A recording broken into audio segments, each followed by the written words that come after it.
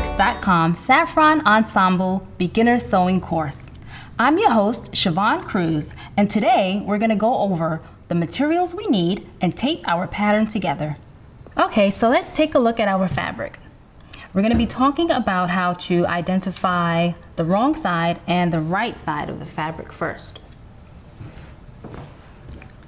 If you notice, this side of the fabric is very bright, it's vibrant, you can see the colors, and you can see the print clearly. This is obviously the right side of the fabric.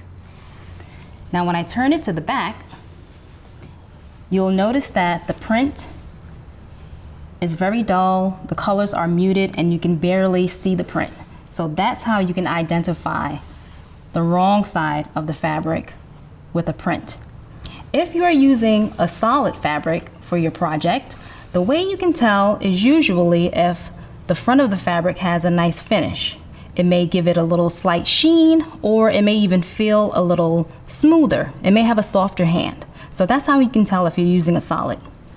Now let's take a look at how you can identify the grain line and the selvage edge. The selvage edge is this raw edge that has fraying along the edge just like that.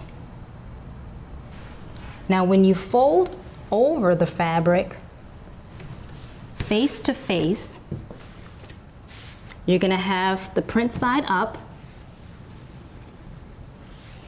So this part will be the face, and then this part is the other face, and you want to bring that over selvage to selvage and line up both edges just like that.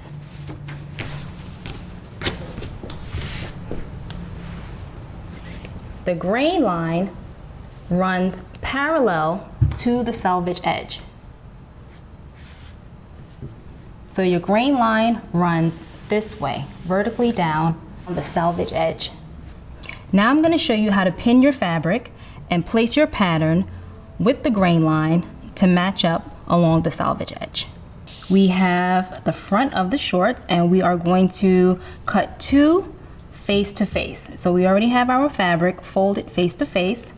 Now to get the true grain of the fabric, what I like to do is take my clear ruler, and I like to line it up with the selvage edge just like that, and then line up my pattern piece right along that grain line, so you know you have the true grain. You can use pattern weights to keep your pattern in place, just like that. Or you can pin it in place. If you're going to pin your pattern in place, make sure that you are only pinning into the seam allowance, because you don't want to poke holes and leave holes in your fabric. It can be a little tricky if it's your first time, but don't worry, just go slow and you'll be able to get it. Now I'm going to show you how to place your pattern on the fold if one of your pieces are required to be placed on the fold. So the front bodice piece and the back bodice piece actually needs to be placed on the fold.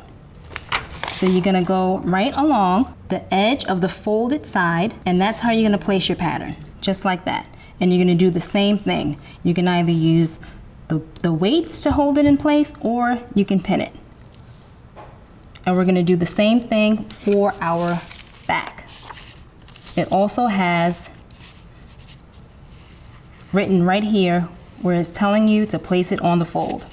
Follow where the arrows are showing you and place it right on the folded edge.